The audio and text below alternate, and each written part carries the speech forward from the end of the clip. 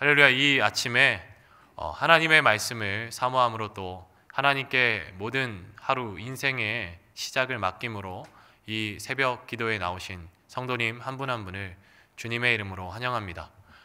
오늘 본문은 바벨탑 이야기입니다. 노아의 홍수 이후에 있었던 이야기이고 또 하나님께서 아브라함을 부르시기 전에 있었던 이야기입니다. 우리 다 함께 창세기 10장 1절 말씀을 화면에 띄워주시면 한번 읽어보겠습니다. 노아의 아들 셈과 함과 야벳의 족보는 이러하니라. 홍수 후에 그들이 아들들을 낳았으니 5절입니다. 띄워주시겠습니까? 이들로부터 여러 나라 백성으로 나뉘어서 각기 언어와 종족과 나라대로 바닷가의 땅에 머물렀더라. 노아의 홍수 후에 하나님께서 노아의 세 아들을 축복하셔서 그들로 인하여 온 세계에 모든 족속을 이루게 하셨습니다. 여러분, 노아의 홍수 후에 누가 살아남았습니까?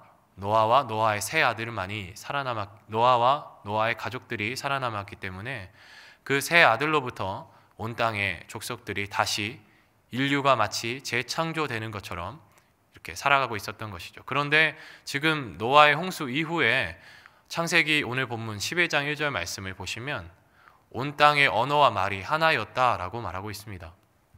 분명히 10장 말씀에는 노아의 자손들이 나뉘어졌고 언어가 또 나뉘어졌는데 지금 본문은 언어가 하나인 것이죠. 성경학자들이 말하기를 성경이 편집되기를 10장과 11장, 12장 이렇게 순서대로 편집이 되어 있기 때문에 마치 10장에 있었던 말이 다시 11장에서 합해진 것 같지만 성경의 많은 학자들은 이미 이 말이 흩어지기 전에 이 바벨탑 사건이 있었다라고 많이 이야기를 하고 있습니다. 그래서 우리가 오늘 이 바벨탑 이야기 본문을 통해서 우리가 생각해 볼 수 있는 부분들은 왜 하나님께서 온 땅에 언어를 흩으셨는지, 그리고 왜 하나님께서 족속들을 온 땅에 흩어가셨는지, 그리고 왜 하나님께서 노아를 통해서 인류를 재창조하셨음에도 불구하고 왜 다시 12장에서 아브라함을 세우셔서 하나님의 일들을 해 가시는지, 그리고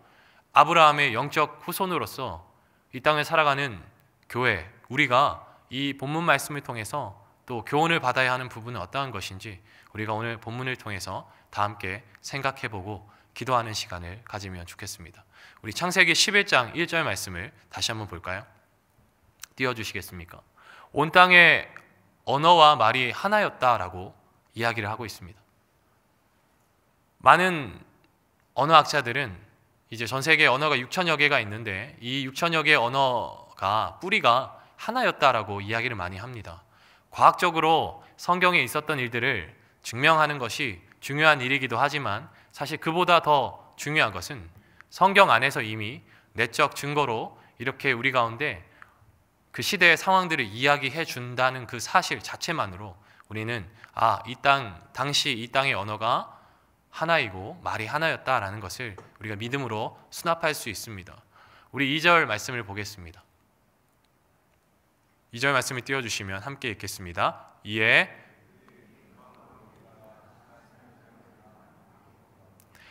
여기서 나오는 그들은 노아의 후손들입니다. 노아의 후손들이 지금 동방으로라는 표현이 있는데요. 이 동쪽이라는 표현이 창세기 안에서 부정적인 느낌을 암시합니다. 아담이 에덴 동산에서 살 때 범죄했습니다. 범죄하여 에덴 동산에서 쫓겨났을 때 하나님께서 동산 동쪽에 있는 문에 천사들을 보내 그곳을 지키게 하셨습니다. 범죄 이후에 일어났던 사건이죠. 그리고 가인이 동생 아벨을 죽였을 때 가인이 어떻게 합니까? 하나님의 앞을 떠나서 에덴 동쪽으로 이렇게 거주를 하게 됩니다. 그리고 아브라함의 조카 롯도 아브라함의 동쪽으로 가서 거주하게 되는데 그곳이 어디입니까? 소돔과 고모라 땅이었습니다. 이처럼 창세기에서 동쪽이라는 표현을 찾아보면 부정적인 사건 이후에 있었던 일이나 뭔가 부정적인 일이 일어나기 직전에 많이 장소적으로 사용이 되었습니다. 옮기다라는 표현이 있는데요. 옮기다라는 표현은 뽑아내다라는 표현입니다. 뽑아내다는 표현은 성경에서 지금 사용되기를 담임 목사님께서 이 본문을 가지고 설교하신 것을 들어봤는데요. 이렇게 말씀하셨습니다. 무엇인가를 찾아 헤매이는데 어디에 가면 참된 안식이 있을까? 어디에 있으면 참으로 보호받을 수 있을까라는 표현으로 이 표현이 쓰였다라고 말씀하셨습니다. 그리고 지금 그들이 신할 평지로 갔는데요. 신할 평지로 가서 그들이 어떻게 했습니까? 거기에서 거류했다라고 합니다. 누군가가 어디로 가서 정착을 하고 거류한다라는 표현은 창세기에서 그 다음에 어떠한 사건이 일어나는 것을 암시하는 표현입니다. 어떤 사건이 일어나는지 우리 3절과 4절 말씀을 한 번 더 읽어보겠습니다.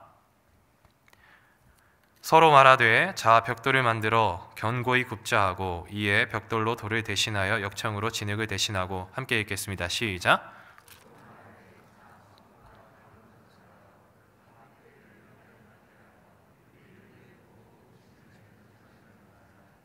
네, 한 언어를 쓰는 사람들이 지금 시나이 평야에서 만나서 함께 무엇인가를 꾸미고 있습니다. 우리가 성경을 읽어서 알지만 어떤 일을 꾸몄습니까? 탑을 짓고 성읍을 만들자 하고 있습니다. 그래서 그 건축 방법으로 보다 더 선진화된 문명을 사용하죠. 돌과 진흙으로 만들었던 건축물을 이제 어떻게 한다고요? 구운 벽돌과 역청을 통해서 만들어냅니다. 더 단단한 건물을 짓겠다라는 표현이죠. 사실은 건물을 단단하게 짓는 것이 크게 문제될 것은 없습니다. 그러나 문제되는 부분이 4절에서 나오죠. 왜 문제가 됩니까? 어떠한 부분일까요? 어떠한 장면입니까? 흩어짐을 면하게 하자라는 이유가 바로 문제가 되는 장면입니다. 이름을 내어서 우리의 이름을 내어서 흩어짐을 면하게 하자, 이 표현은 흩어짐을 면하게 하기 위해서 우리의 이름을 내자라는 표현인데 이 표현은 아까도 말씀드렸지만 뭔가 이제 하나님의 울타리를 떠나서 자신들의 방법으로 자신들의 노력으로 무엇인가를 하고자 하는 표현이죠. 우리 함께 창세기 9장 1절 말씀을 읽어보겠습니다. 하나님이 노아와 그 아들들에게 복을 주시며 그들에게 이르시되 생육하고 번성하여 땅에 충만하라. 이 말씀 어디선가 보신 적이 있지 않습니까? 이 말씀은 사실 하나님께서 아담에게 주셨던 말씀이죠. 하나님께서 세상을 만드시고 아담에게 명령하셨던 말씀입니다. 그런데 아담이 하나님의 말씀대로 살아가지 못하고 범죄하였죠. 그래서 아담의 후손들도 동일하게 죄 가운데 살아갔고 하나님께서 홍수로 물로 인류를 심판하실 수밖에 없었습니다. 그리고 노아를 선택하시고 노아의 후손들을 통해 인간 세계를 인류를 재창조하셨습니다. 그리고 나서 홍수 후에 지금 하나님께서 노아와 노아의 세 아들들에게 이 명령을 주셨습니다. 뭐라고 하셨나요? 생육하고 번성하여 충만하라. 그래서 이 명령을 받은 노아와 노아의 세 아들들은 하나님 앞에서 열심히 살아갔던 것 같습니다. 그래서 지금 10장 다 읽진 않았지만 노아의 세 아들들의 족보가 나오지 않습니까? 그만큼 번성하게 됩니다. 하나님께서 주신 이 생육하고 번성하라라는 명령 가운데 하나님의 축복이 있었기 때문에 은혜로 노아의 가족들이 계속해서 번성해 갔습니다. 그런데 문제는 하나님께서 선교적 사명을 가지고 흩어져라, 땅에 충만하라, 땅에 흩어져서 하나님의 백성이 되어라 라고 말씀하신 이 사명을 어떻게 했나요? 점점 잊어가게 되는 것이죠. 점점 하나님의 사명이 희미해져 가는 것입니다. 그래서 어떻게 합니까? 자신들의 울타리를 만들겠다라고 작정한 것이죠. 하나님의 울타리를 이제는 뛰어넘겠다라고 작정한 것입니다. 창세기 9장 15절 말씀, 13절에서 15절 말씀 한번 띄워주시겠습니까? 말씀이 많아서 다 읽지는 않겠지만 말씀 13절을 보시면 하나님께서 무지개를 주셨습니다. 무지개는 어떠한 것인가요? 비가 오고 나서 과학적인 현상을 제가 일일이 다 설명할 수 없지만 비가 오고 나서 무지개가 맺힙니다. 그렇다면 홍수의 심판, 물의 무서움을 알았던 사람들이 물을 보면 무서울 수 있지만 그 무지개를 통해서 하나님이 우리를 지금도 보호하시는구나. 하나님의 약속이 우리와 함께하기 때문에 온 땅 가운데 충만하게 우리가 살아갈 수 있는 것이구나 라고 생각하고 하나님의 말씀대로 살아가야 함에도 불구하고 이들이 어떻게 했다고요? 하나님의 말씀을 지키지 아니하고 자신들의 세상을 만들어 가고 있는 것입니다. 오늘날을 살아가는 우리들도 이 말씀을 볼 때에 이 사람들이 왜 이렇게 어리석게 살아가는 것이지 생각할 수 있겠지만, 우리가 한순간이라도 하나님의 말씀을 잊어버린다면 우리 주변에 도사리고 있는 이 세상의 시대정신, 이 세상에서 말하고 있는 우리에게 옳다고 하는 것들이 우리의 마음을 틈탈 수 있는 것이죠. 그렇다면 어떻게 됩니까? 우리 안에서 그 생각들이 하나하나 쌓이게 되고 열매를 맺어서 점점 우리 안에 하나님의 탑이 아니라 우리가 원하는 우리의 울타리와 우리의 교만함과 우리의 어떠함들을 드러내기 위해서 하루하루를 살아갈 수 있다라는 것이죠. 이렇게 하나님의 백성으로 선택받은 노아의 후손들이 하나님이 기뻐하시지 않는 흩어짐을 면하고자 하는 이 행동을 할 때 하나님이 어떻게 하셨습니까? 5절 말씀을 보실까요? 5절 말씀을 띄워주시면 읽지는 않겠지만, 하나님께서 사람들이 건설하는 그 성읍과 탑을 보려고 뭐라고요? 내려오셨다라고 표현되어 있습니다. 전지전능한 하나님이 굳이 이 모든 것을 보시기 위해서 내려오셔야 하셨을까요? 그건 아닌 것 같습니다.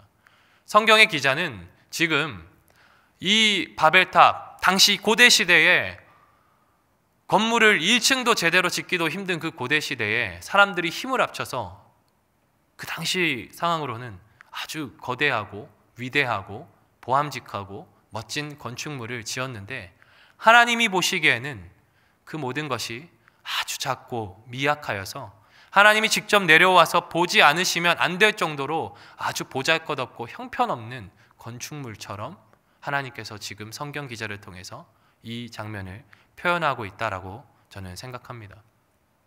시대의 정신들이 있습니다. 이 시대가 옳다고 하는 것이 다 시대 정신이 아닐까요?